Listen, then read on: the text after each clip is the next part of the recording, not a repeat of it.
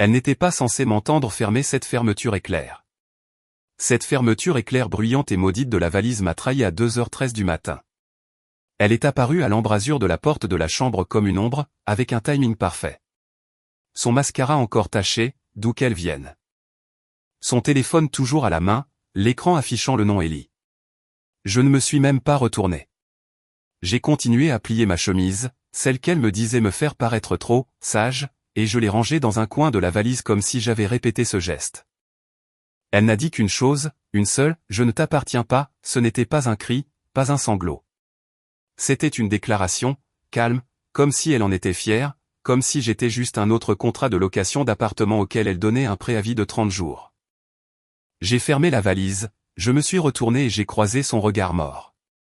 Puis j'ai répondu avec la phrase que je ne savais même pas avoir en moi jusqu'à cette seconde, alors tu n'es plus mon problème. Pas de cris, pas d'insultes, juste la vérité entre nous enfin aérée comme un vieux drap. Mais laissez-moi rembobiner. Pas jusqu'au début de la relation.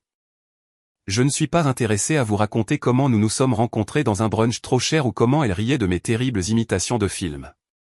Non, laissez-moi vous ramener à la carte de visite. Ce stupide carré de papier que j'ai trouvé dans la poche de son manteau, celui que j'allais porter au pressing. Elle était noire, élégante, sans logo, juste un numéro et le nom, Ellie Service Discret.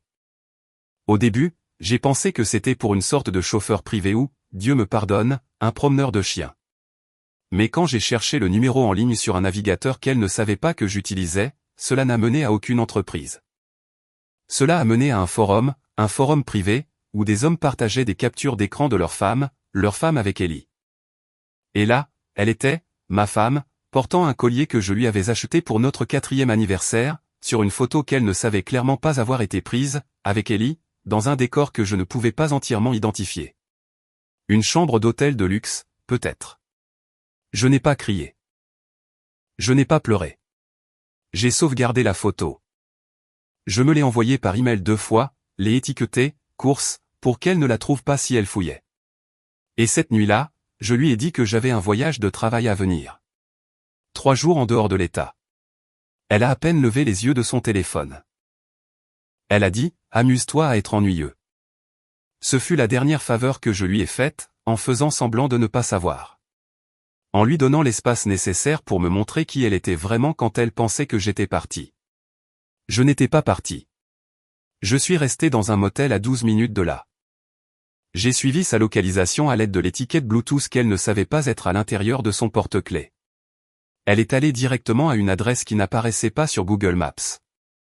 Et au moment où j'ai entendu son rire à travers la fenêtre entrouverte de cet appartement de luxe, c'est à ce moment-là que j'ai cessé d'être son mari. Maintenant, je fais mes valises et elle se tient dans l'embrasure de la porte, et tout est sur le point d'exploser. Elle s'est appuyée contre le chambranle de la porte comme si ce n'était qu'une autre de nos petites disputes. Comme si j'aurais fini de bouder dans 10 minutes et que je serais de retour à lui préparer son petit déjeuner pendant qu'elle faisait défiler son téléphone, m'ignorant. Elle ne réalisait pas que ce n'était pas une de ces nuits. C'était la dernière nuit où j'allais tolérer d'être traité comme une version ratée d'un homme qu'elle n'avait jamais respecté. « Tu pars vraiment ?» demanda-t-elle, croisant les bras, la voix monocorde. « À cause de quoi ? Un numéro de téléphone dans mon manteau ? » Je n'ai pas répondu. Elle savait déjà. Elle voulait juste voir si je craquerais. Si je retomberais dans ce rôle que je jouais si bien, le calme, le sûr, l'idiot qui attendait à la maison pendant qu'elle avait ses réunions. Mais je n'étais plus sûr. J'en avais assez.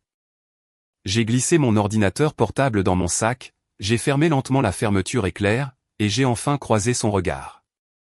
Son mascara taché, sa fausse surprise, la lueur de panique derrière son calme. Tout était là. Pour une fois, elle n'avait pas le contrôle, et cela la terrifiait plus que d'être prise en faute. Elle est entrée lentement dans la pièce et a dit, « Tu n'as pas le droit de partir comme ça après tout ce que j'ai toléré de toi. » J'ai ri. Je jure que je ne l'ai pas voulu, mais c'est sorti, cinglant et amer. « Tu m'as toléré ? Tu veux dire après que j'ai payé tes prêts étudiants ? Après t'avoir aidé à trouver ton emploi grâce à mon cousin ? Après être resté silencieux quand tu as commencé à dormir sur le canapé et à me blâmer pour ton stress professionnel. » Elle s'est figée. J'ai continué, « Tu as raison. Tu ne m'appartiens pas. Tu appartiens à la vie que tu as construite sans moi, dans mon dos. Mais cette vie, elle est sur le point de devenir beaucoup plus difficile. Et c'est là que j'ai sorti l'enveloppe noire. Elle était au fond de la valise, glissée sous mes pulls. Elle ne savait pas que je l'avais. Elle ne savait pas ce qu'elle contenait. Mais j'avais passé le dernier mois à la préparer, à observer, à documenter. J'avais discrètement engagé quelqu'un pour la suivre, prendre des photos, collecter des reçus, traquer la voiture qu'elle jurait emmener au travail alors qu'elle était en fait garée sur des parkings privés en centre-ville. Je lui ai tendu l'enveloppe. Elle l'a ouverte. Ses mains ont tremblé. Les photos sont tombées en premier, puis les captures d'écran, puis l'impression du reçu d'hôtel avec sa signature, sa pièce d'identité enregistrée, et le nom d'Ellie comme invité. Elle m'a regardé comme si je venais de la vider en silence. Et pour la première fois en 2 ans, j'ai vu la vérité s'installer dans son expression. Elle n'était plus la maligne. Elle avait été observée. Elle avait été déjouée. « Qu'est-ce que c'est » a-t-elle murmuré. « C'est mon assurance » ai-je dit. Alors, quand tu essaieras de dire à tes amis que j'étais contrôlant, ou quand tu iras aux ressources humaines et feras semblant que j'étais émotionnellement distant, ou quand tu courras en pleurant chez ta mère pour lui dire que je suis soudainement parti. Sache que je diffuserai tous ces fichiers numériquement, automatiquement. Je l'avais planifié. Elle a reculé comme si j'étais un étranger. Et peut-être que je l'étais. Peut-être qu'elle ne m'avait jamais connu. Peut-être qu'elle ne connaissait que la version de moi qu'elle pouvait manipuler, écarter, rabaisser. Mais l'homme qui se tenait devant elle, il ne mendiait plus. Bonne chance avec Ellie, ai-je dit doucement en passant devant elle. J'espère qu'il aime les menteuses. Elle ne m'a pas suivi. Elle n'a pas crié. Elle est restée là, pieds nus sur le sol froid, tenant la vérité dans ses mains tremblantes. Et quand les portes de l'ascenseur se sont refermées devant moi, j'ai ressenti quelque chose que je n'avais pas ressenti depuis des années, le contrôle. Mais ce n'était que le début. Car Harper n'avait pas encore tout perdu. Loin de là. 3 jours. C'est le temps pendant lequel je suis resté complètement silencieux. Pas de texto, pas d'appel. Je n'ai même pas regardé ses réseaux sociaux. Non pas parce que je m'en fichais. Oh, je m'en souciais, mais parce que je savais qu'elle deviendrait folle avec le silence. Harper avait toujours besoin d'un public. Elle s'épanouissait en étant regardée, validée, louée. Toute sa vie était organisée pour les likes, pour les applaudissements, pour l'illusion de la perfection. Alors, j'ai laissé le silence s'étirer. Je lui ai donné la seule chose qu'elle ne pouvait pas supporter, l'invisibilité. Le 3e jour, j'ai reçu un appel d'un numéro que je ne reconnaissais pas. J'ai laissé sonner, puis j'ai écouté la messagerie vocale. Sa voix était tendue, pressée. « Neil, je ne sais pas à quel jeu tu joues, mais nous devons parler maintenant. » Je. Ce mot m'a fait rire. C'est elle qui avait transformé notre mariage en échiquier. J'avais juste appris à jouer après avoir été le pion pendant trop longtemps. Je n'ai toujours pas rappelé. Cette nuit-là, j'ai vérifié le tracker que j'avais laissé actif sur sa voiture. Elle était allée dans un bar sur un toit en centre-ville. Un endroit chic, des murs en verre, des sièges éclairés aux bougies, très caractéristique de quelqu'un qui essaie de faire semblant que rien dans son monde ne brûlait. J'ai attendu qu'elle soit confortablement installée. Puis j'ai envoyé le message, non pas à elle, mais au groupe de discussion anonyme dont elle ignorait l'existence. Celui que j'avais créé il y a des mois avec 3 de ses proches collègues, tous utilisant des adresses e-mail temporaires. Nous avions collecté des histoires, des rumeurs, un murmure ici, un déjeuner suspect là. Voyez-vous, Harper ne me trompait pas seulement. Elle escroquait aussi des affaires au travail, glissant des contrats sous la table à des gens qui lui offraient des cadeaux. Rien d'énorme, mais assez pour faire transpirer les ressources humaines.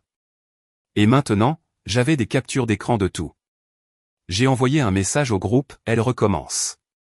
Dernier étage, bar violet, robe rouge. L'une des femmes a répondu instantanément, compris. Il est temps d'allumer la mèche. Pendant ce temps, j'ai vu le sourire d'Harper s'élargir en temps réel sur la diffusion en direct du bar, un flux public que l'établissement utilisait pour promouvoir son ambiance. Elle riait, trinquant avec un homme que je ne reconnaissais pas.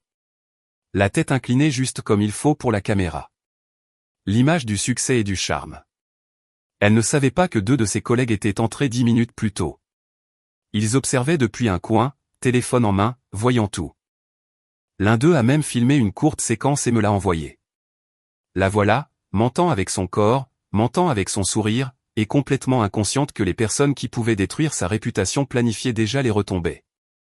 À 22h41, elle a vérifié son téléphone et a vu mon nom.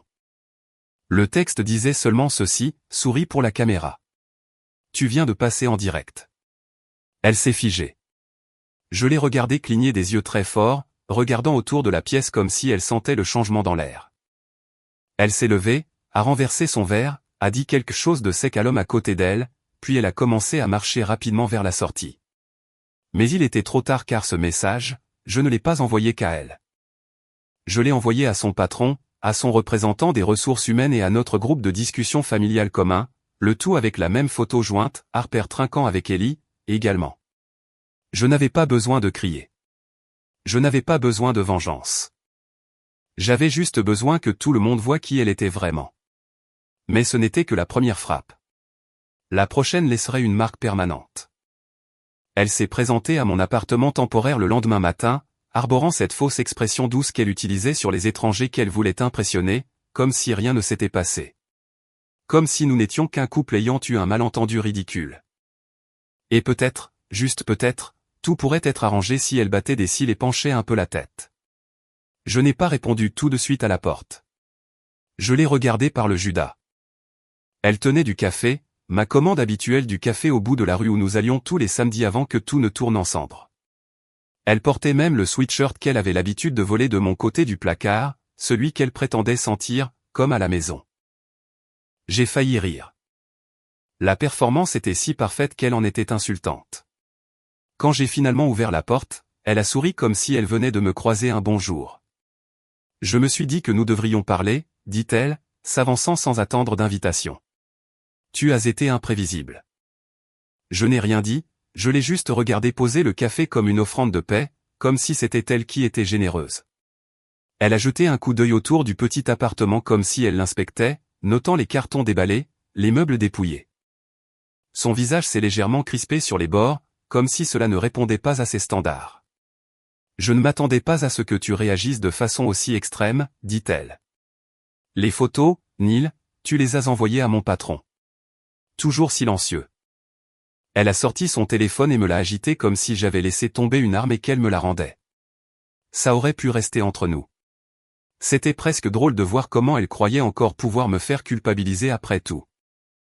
Après les mensonges, les nuits dehors, la tromperie, après Ellie, et quels que soient les autres noms qu'elle gardait enfouis derrière des SMS supprimés et des contacts masqués.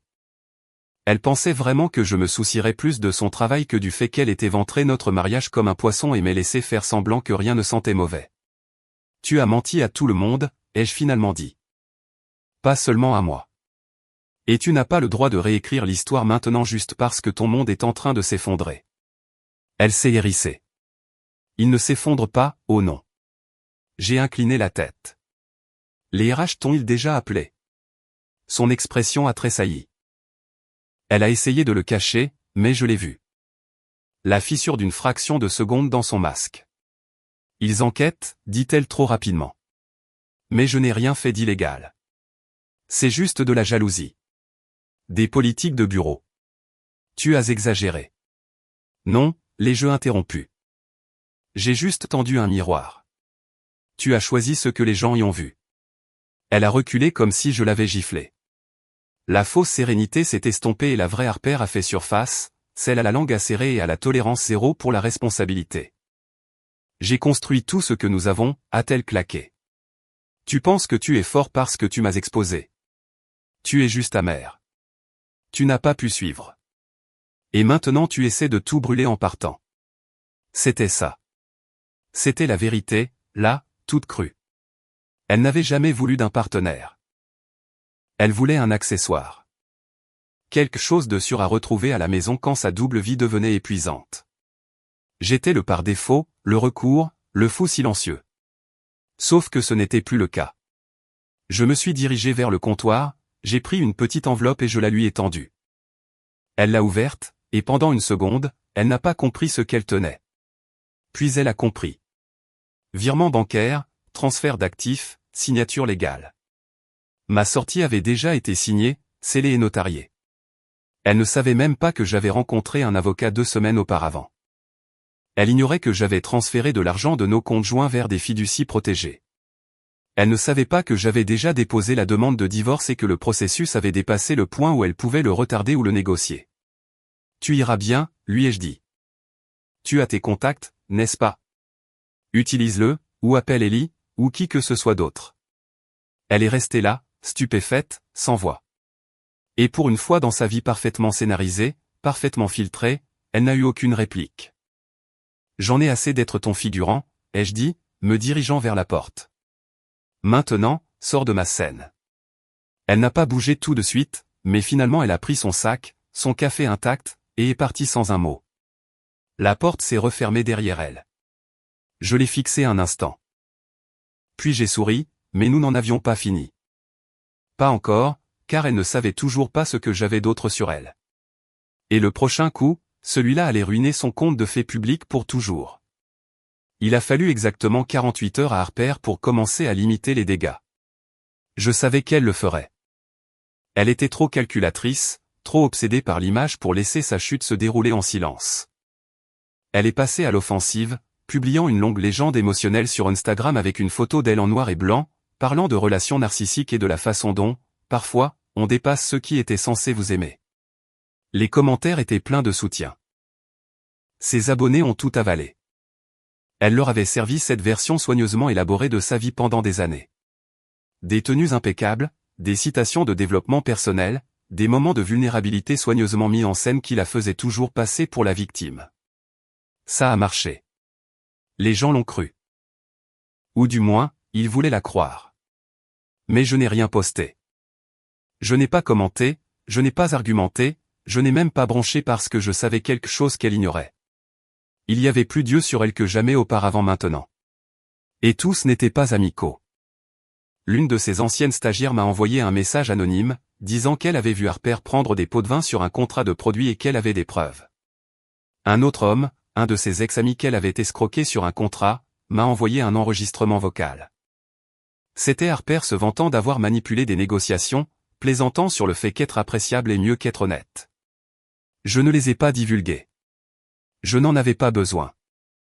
Tout ce que j'ai fait, c'est de tout transmettre discrètement, avec soin, au comité d'éthique de son entreprise et à 2 journalistes qui suivaient les influenceurs d'entreprise pour vivre. Je n'ai même pas utilisé mon nom, je leur ai juste envoyé la vérité, toute la vérité. Et puis j'ai attendu. Le premier article de blog est paru 2 jours plus tard. Il n'utilisait pas son nom complet, pas encore. Mais la description était évidente, une figure montante du monde de l'entreprise avec une forte présence sur les réseaux sociaux, actuellement sous examen interne pour des partenariats non divulgués et du favoritisme client. Harper a posté une réponse critique cette nuit-là, une vague phrase sur les ex-jaloux et les campagnes de dénigrement. Mais l'article suivant l'a nommé directement, et c'est là que les likes ont commencé à chuter. Les collaborations ont été suspendues. Les marques se sont retirées. Les emails ont commencé à rester sans réponse. Elle a essayé de retourner la situation. A essayé de pleurer devant la caméra. Elle a essayé de manipuler Internet pour faire croire qu'elle était injustement ciblée. Mais la chose à propos de faire semblant d'être parfait, c'est que la chute est 10 fois plus bruyante quand le masque tombe. Et je n'avais même pas encore appuyé sur la gâchette pour le pire. Pas la chose qu'elle craignait le plus. Pas lui. Parce qu'au fond, Harper croyait toujours qu'Ellie prendrait son parti. Mais cet homme, il parlait déjà. Je n'avais jamais prévu de parler à Ellie. Dans ma tête, il n'était qu'une ombre en arrière-plan de tout ce que Harper avait détruit. Un nom sur un écran, un visage suffisant sur une photo. Le type qui profitait de la vie que je reconstruisais des débris. Je pensais qu'il disparaîtrait simplement dans le prochain désordre qui surviendrait pour elle. Mais ensuite, il m'a appelé directement. Pas de numéro masqué, pas de message cryptique, juste un nom audacieux et clair illuminant mon téléphone à 23h06. J'ai laissé sonner 2 fois. Mon pouce a hésité. Je ne sais pas pourquoi j'ai décroché. Peut-être la curiosité, peut-être pour tourner la page, peut-être que je voulais juste entendre sa voix pour savoir si elle était aussi arrogante que je l'imaginais, mais il ne semblait pas arrogant. Il semblait brisé. Neil, a-t-il dit, le souffle lourd. Écoute, mec. Je pense que tu dois savoir quelque chose. Je n'ai rien dit. J'ai juste attendu. Il a continué. Je ne savais pas qu'elle était mariée quand ça a commencé. Elle m'a dit que vous étiez séparés. Elle a dit que tu étais émotionnellement abusif, distant, contrôlant, qu'elle reconstruisait sa vie à partir de zéro. J'ai laissé échapper un rire amer. Et tu as juste cru ça? Il a fait une pause. Au début, oui, mais ensuite j'ai vu les photos, les reçus, tout ce que tu as envoyé. Et la façon dont elle gère les retombées maintenant, elle ne panique pas comme quelqu'un qui est désolé. Elle panique comme quelqu'un dont le jeu a été exposé. Il y a eu un long silence entre nous. J'entendais le bruit de la rue derrière lui, un chien aboyant, son souffle nerveux. Je crois qu'elle a déjà fait ça, a-t-il finalement dit. Peut-être pas le mariage, mais ce genre de choses. Elle manipule les gens, se réinvente. Elle s'ennuie et met le feu à la version d'elle-même qui ne lui sert plus. Ça m'a frappé alors. Ellie n'était pas un méchant. Il était juste le prochain idiot sur la liste. Elle t'a utilisé, ai-je dit, plus fatigué que fâché. Ouais, a-t-il répondu. Je suis en train de le comprendre. Ça aurait dû être la fin. Mais Ellie n'avait pas fini. Il y a autre chose. Tu devrais probablement le voir. Il m'a envoyé une capture d'écran pendant l'appel, un fil de discussion, son nom en haut, des messages qui n'étaient pas seulement coquins, ils étaient manipulateurs, froids. Elle parlait de la façon dont le type de la tech ne riposterait pas et de la façon dont elle avait besoin de quelqu'un d'assez alpha pour remplacer cet espace vide à la maison. Je l'ai fixé longtemps après que nous ayons raccroché. C'est comme ça qu'elle me voyait. Un espace vide. Je pensais avoir déjà touché le fond, mais cela a creusé plus profondément que je ne m'y attendais. Et pourtant, cela m'a aussi donné autre chose. La preuve finale. Non seulement qu'elle m'avait trahi, mais qu'elle l'avait planifié. Il était maintenant temps de montrer à tout le monde la partie de Harper que même elle ne pouvait pas nier, celle qu'elle avait mise par écrit. Et cette fois, il n'y aurait pas de message de retour. Harper a toujours cru qu'elle pouvait se sortir de n'importe quoi. Que si elle pouvait juste devancer l'histoire, la tourner assez vite, pleurer au bon moment, sourire au bon moment, elle survivrait au coup. Et pendant un temps, elle l'a fait.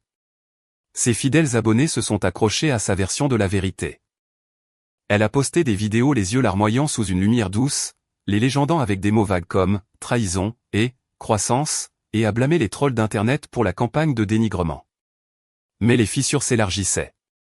Ses partenaires ont cessé de la promouvoir. Les commentaires sous ses publications ont commencé à changer. Les gens posaient des questions auxquelles elle ne pouvait pas répondre. Et puis l'effondrement réel a commencé. Non pas de ma part, non pas d'Ellie, mais de la part des gens qu'elle pensait toujours tenir au bout du doigt. L'une de ses plus proches amies, Margot, quelqu'un qui avait l'habitude de la glorifier sur chaque photo, a discrètement posté un long message sur son histoire. Pas de nom, juste des mots. Mais quiconque prêtait attention pouvait faire le lien. Parfois, les gens qui crient le plus fort à être des victimes ont juste peur que quelqu'un ait enfin percé leur secret. Et j'en ai fini de protéger ce qui n'a jamais été réel. Quelques heures plus tard, un autre ancien collègue a commenté publiquement sous l'une des vidéos de Harper. C'est fou comme tu prêchais l'honnêteté tout en empochant des pots de vin. On dirait que le karma est vraiment patient. Je n'ai pas dit un mot. Je n'avais pas besoin. La vérité avait une voix maintenant et ce n'était pas la mienne. Mais Harper, elle était en train de s'effondrer. Elle a essayé de me recontacter, non pas avec rage, mais avec désespoir. Harper, s'il te plaît. Je veux juste parler. Je ne pensais pas que ça irait aussi loin. Harper, tu es en train de détruire ma vie. Harper, j'ai fait des erreurs, mais tu agis comme si j'étais diabolique. S'il te plaît, Neil, s'il te plaît, arrête. Je n'ai pas répondu. Qui avait-il à dire? Elle ne me voulait pas. Elle voulait le contrôle. Elle voulait le récit, la sympathie. Elle voulait inverser le script et transformer le méchant en héroïne incomprise. Mais il n'y avait plus de scénario. Et puis est venu le coup de grâce. Quelque chose que je n'avais même pas prévu. Un enregistrement d'écran a commencé à devenir viral sur un subreddit de drame. L'un de ses flux en direct. Quelqu'un l'avait surprise à marmonner dans sa barbe, oubliant que le micro était toujours ouvert pendant un test de flux en direct, ils sont si faciles à manipuler. Il suffit de pleurer, de dire les bons mots, et ils vont tout gober. C'était ça. 17 secondes d'audio. C'était tout ce qu'il fallait. En quelques heures, son nombre d'abonnés a commencé à chuter en temps réel. Les contrats de parrainage ont commencé à disparaître. Et toutes ces personnes qu'elle utilisait autrefois comme accessoires dans sa vie parfaite. Silencieuses, se désabonnant, prenant leur distance une par une. Elle a tenté de poster une vidéo d'excuses, mais les commentaires étaient brutaux, « Tu n'es pas désolé. Tu es juste désolé que nous l'ayons découvert. Ton mari nous a prévenus. Le micro est toujours chaud, Harper. Et moi ? J'ai regardé tout ça se dérouler sans lever le petit doigt. Elle ne m'appartenait pas. Et maintenant, elle n'appartenait à personne. C'est étrange comme le monde devient silencieux quand le bruit s'éteint. Pas seulement le bruit qu'elle a créé, mais le bruit que j'ai laissé vivre dans ma tête trop longtemps. Pendant des mois, peut-être même des années, j'ai vécu dans l'écho de ses humeurs, de ses choix, de son désordre. Je n'arrêtais pas de me demander ce que je faisais de mal, ce que je pouvais arranger, comment je pouvais être plus ou moins ou mieux. Et maintenant, le silence. Un silence propre, sans drame, paisible. Après que tout a éclaté, Harper a complètement disparu des réseaux. Pas d'histoire, pas d'excuses, pas de légende soigneusement filtrée. Elle a disparu comme les gens le font quand les projecteurs deviennent trop brûlants pour survivre. J'ai entendu dire par quelqu'un qui travaillait encore avec elle que son contrat n'avait pas été renouvelé, que ses contrats de marque s'étaient discrètement dissous, que même Ellie l'avait fantôme une fois qu'il avait réalisé qu'elle l'avait entraîné dans une tempête qu'elle avait créée exprès. Mais il ne s'agit plus d'elle. Pas vraiment. J'ai quitté la ville, j'ai pris un emploi dans une petite ville à quelques états de là. Moins de salaire, plus de sérénité. Les gens là-bas ne se soucient pas de qui vous étiez ou de qui votre ex-femme prétendait être. Ils vous demandent comment s'est passée votre journée. Ils rient sans vérifier leur reflet d'abord. Je ne savais pas à quel point j'en avais besoin avant de la voir.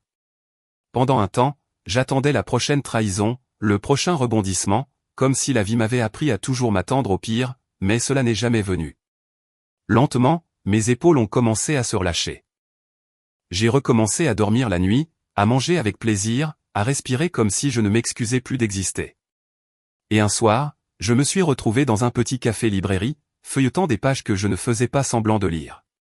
C'est là que j'ai rencontré Jamie. Elle n'était pas tapa accent grave l'œil. Elle n'essayait pas d'être quelqu'un qu'elle n'était pas. Elle m'a dit que j'avais un joli rire nerveux et m'a demandé si je parlais toujours autant avec mes mains. J'ai dit oui. Elle a dit, cool. Et m'a tendu son numéro écrit sur une serviette. Pas de drame, pas de jeu, juste la paix. Nous ne nous précipitons pas. Je n'essaie pas de combler un vide. Elle n'essaie pas d'être une solution, mais nous parlons. Nous écoutons. Elle sourit à mes blagues plates. Et quand je lui ai dit que j'avais traversé un désastre, elle a dit, alors peut-être est-il temps d'un peu de calme. Je pense qu'elle a raison. Harper vivra probablement toujours dans le rétroviseur, non pas comme un fantôme, mais comme une leçon, une dont j'avais besoin. Une que j'ai enfin apprise. Et maintenant, je roule de l'avant. Plus de retour en arrière.